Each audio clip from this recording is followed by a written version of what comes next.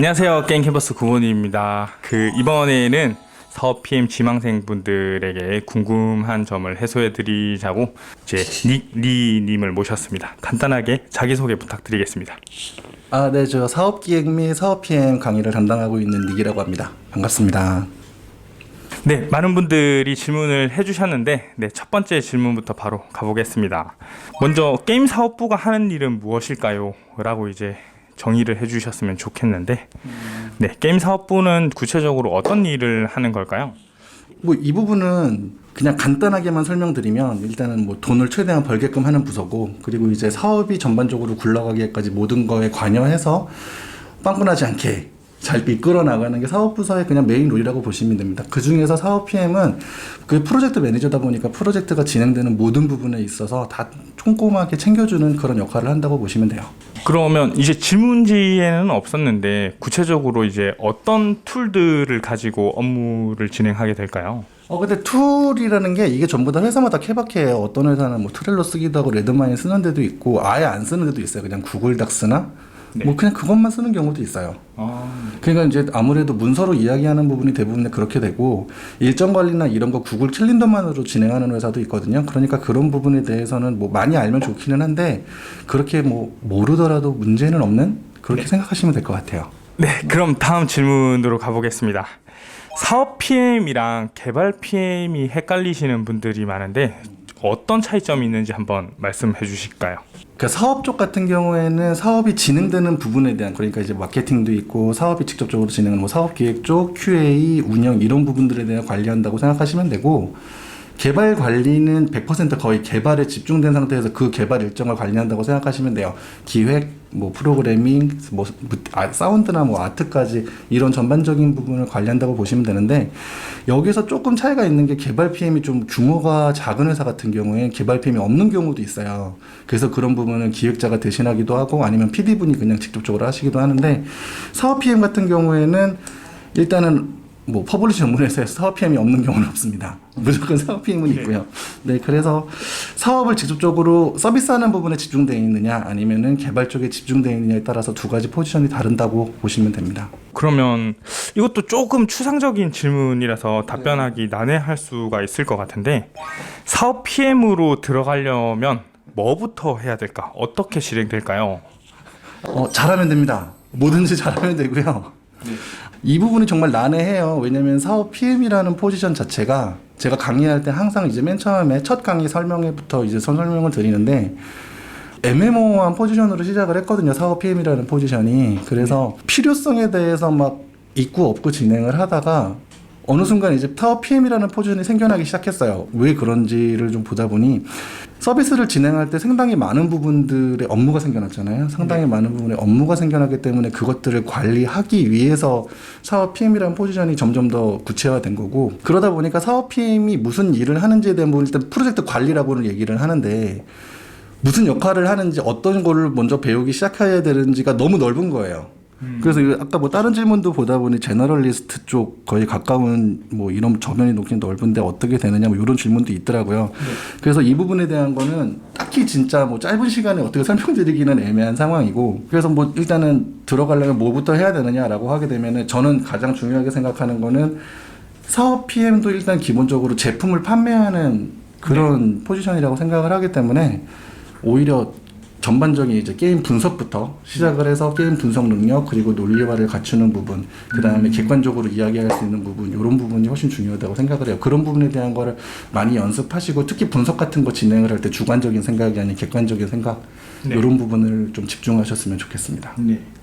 자, 이번에도 조금 추상적일 수 있고 회사마다 좀 다른 내용일 수도 있는데, 사업부의 면접은 어떤 식으로 진행이 될까요?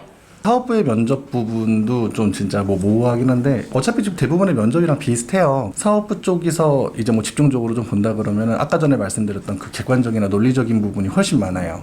생각보다 사업 PM 쪽에서 질문이 나오는 부분들에 대한 게 정답이 없는 경우가 많습니다. 그러니까 정답이 없는 경우가 많다는 거는 어떻게 문제를 해결해 나갈 수 있는지, 그리고 어떻게 생각하는지에 대한 부분을 표출을 하는 부분이 중요한 거거든요.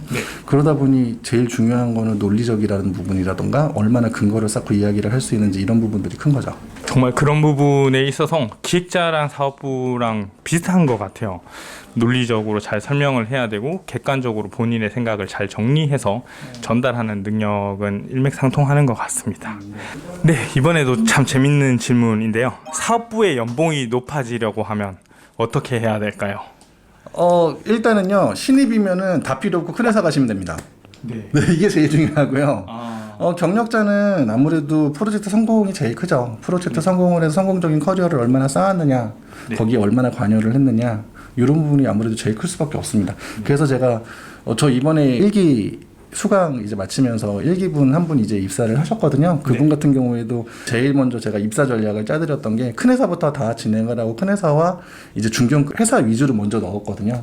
거기서 포지션 맞춰서 먼저 넣고 이제 뭐 그렇게 해서 한 분은 성공을 하셨는데 다 필요 없고 큰 회사가 제일 중요합니다. 신입분들은 큰 회사 위주로 많이 누르셔야 되고 그렇게 많이 준비를 하시면 좋겠네요.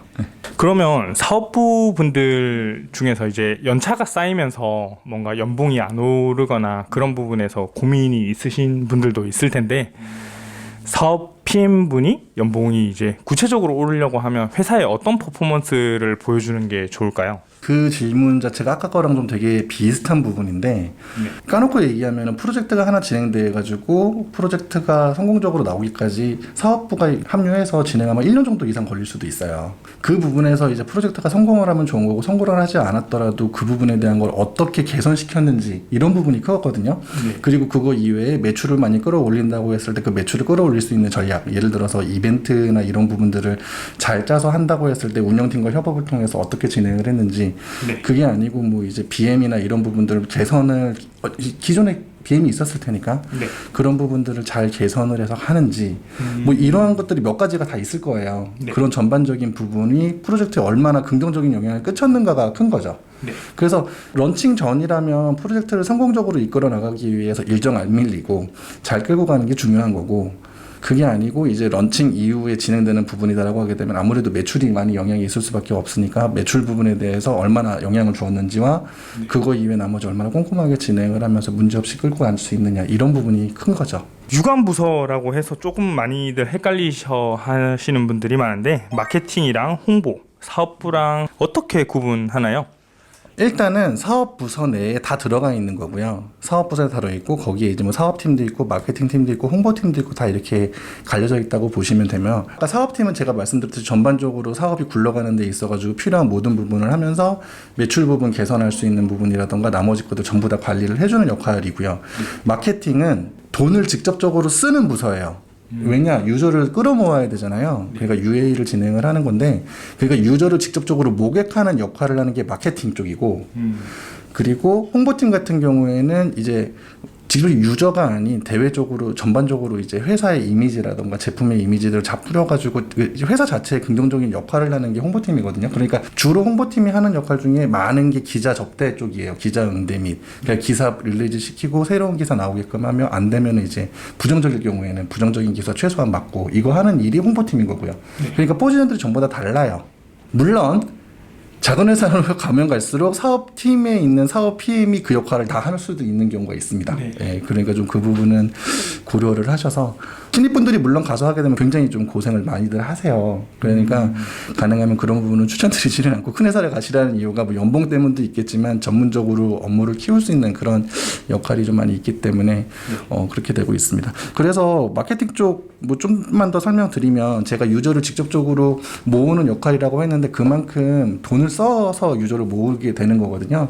그러니까 직접적으로 그런 식으로 마케팅을 집행하게 되면 집행한 이후에 결과 분석이나 이런 부분까지 해야 되니까 그런 게 전반적으로 마케팅에서 하는 일이고 그거 이외에 나머지 모든 일은 거의 사업 쪽에서 하신다고 보면 됩니다. 그러면 사업부가 마케팅을 담당하진 않나요?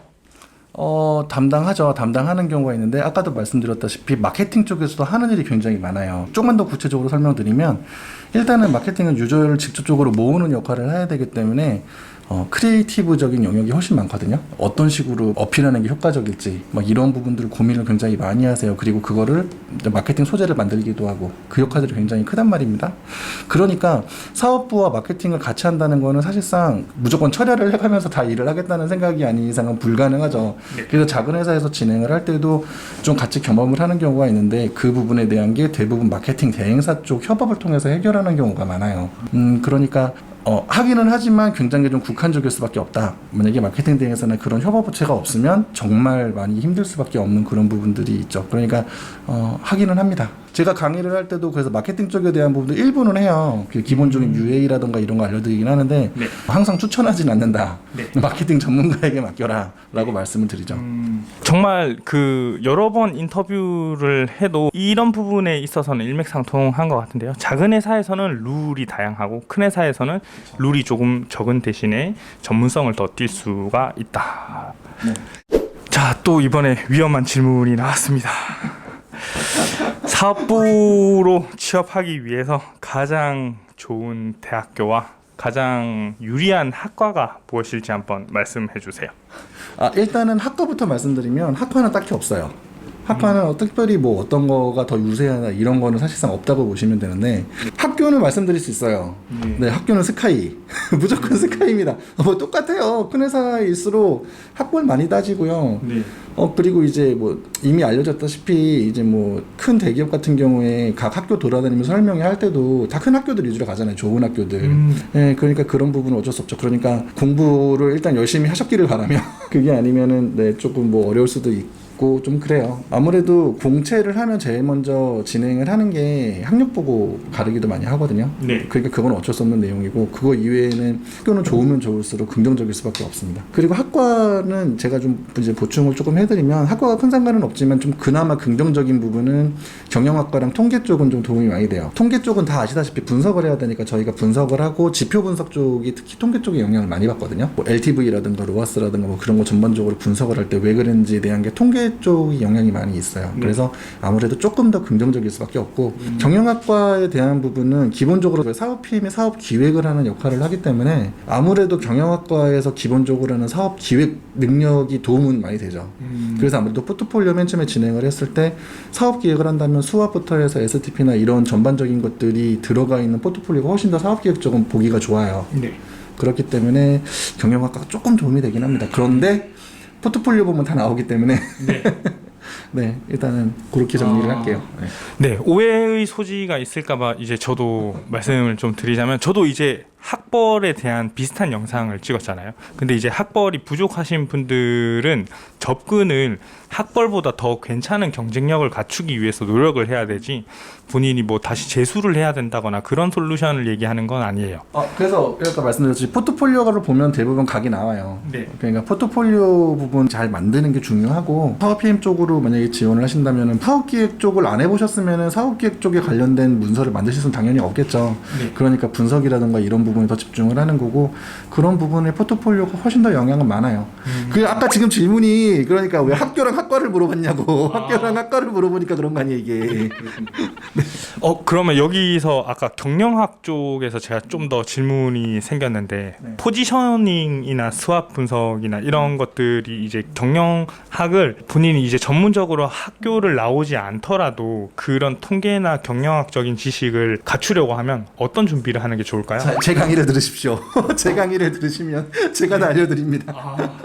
근데 뭐 그거는 뭐 좀 우스갯소리로 말씀드린 건데 네. 실질적으로 요즘에는 이제 워낙 인터넷이나 이런 데에서도 그런 강의들이 많이 나오기도 해요. 그거 네. 참고하시면 도움 많이 되기도 하고 그런 거 이해가 안 되면 직접적으로 이제 상담을 해가면서 뭐 풀어가는 경우가 많을 텐데 네. 인터넷에서도 관련 자료들이 많이 나와요. 그래서 네. 공부하시면 도움 많이 될 거예요.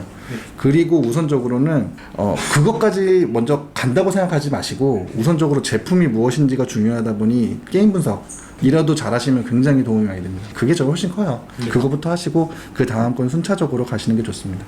저희가 이제 다툴 수 있는 주제가 나왔는데 사업 PM과 기획자들의 사이가 안 좋은데 왜 싸우는 걸까요? 그거는 까놓고 얘기하면 사업 PM이 기획자랑 사이가 안 좋은 게 아니죠. 네. 사업 PM은 모든 포지션과 사이가 안 좋죠.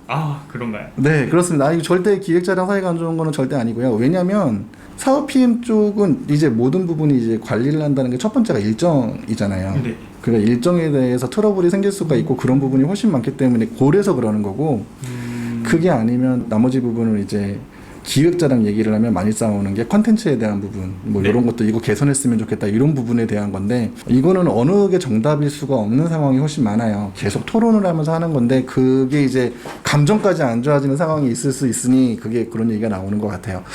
저는 그런 적 없습니다. 저는 사이 굉장히 좋아요. 네. 다 루머입니다. 그 사업 PM이 기획이랑 안 좋다 이런 거는 저는 아니라고 생각합니다. 네. 저는 사업부서 분들이랑 많이 사이가 안 좋았었는데. 이거 기획자가 그래서 그런 거예요. 그러면 기획자가 아닙니다. 절대 그렇지 않아요. 네. 김성애님 유튜브나 아니면 어떤 책에서도 화성에서 온 기획자, 네네. 뭐 금성에서 온 사업부 뭐 이런 얘기들이 있는데. 일단 아무래도 예전에는 트러블이 많이 생겼던 것 중에 하나가 매출 관련 부분이에요. 그러니까 BM 쪽 관련 얘기를 하거든요. 좀 이따가 BM 질문도 나오긴 하겠지만 BM이 짰던 게 분명히 이제 기획자분들이 BM을 짜실 거 아니에요. 그러면 사업부는 그거를 분석을 해서 매출을 끌어올리기에 노력을 많이 한단 말이죠. 아무래도. 그러면 여기서부터 분명히 싸움이 생기기는 해요. 왜냐하면 우린 이런 식으로 BM을 더 강화시키고 싶어라고 얘기를 했을 때 BM은 당연히 뭐라 그러겠어요. 기획자 쪽은. 게임성이 해쳐. 그렇죠. 당연히 이러니까 싸우는 거예요. 예, 이러니까 싸우는 거고. 그래서 그거를 잘 조율하는 게 중요하다고 생각을 하는데 요즘은 이제 뭐 안 그런 데도 많이 있겠지만 사업 PM 쪽이 이제 BM을 잡을 때 강제적으로 그렇게 매출을 끌어올리기 위해 극도로 끌어올리는 그런 부분이 많지는 않거든요. 저기 엠모사는 제외하겠습니다. 거기는 좀 약간 얘기가 달라서 그런 걸 제외하고 일반적인 게임에서는 이미 요즘 다 BM도 잘 잡혀 있고 하기 때문에 완전히 그렇게 크게 영향이 있는 부분은 없을 거예요. 일단은 그렇게 생각을 하고 그리고 이제 뭐 BM 부분이 아닌 나머지 부분들은 전반적으로 일정 이제 뭐 이런 부분에 대해서 언제까지 진행해 주셔야 되는데 왜 안 됩니까? 뭐 이런 부분들이 있을 수는 있겠죠. 뭐 그런 부분들 그리고 뭐 그거 말고는 컨텐츠가 왜 이따위냐 뭐 이런 식으로 얘기가 나올 수 있는데 그렇게 극도로 요즘 나가지는 않을 거예요 아마. 예, 그거는 절대 뭐 그러지 않을 거라고 생각합니다. 그거는 다 케바케니까.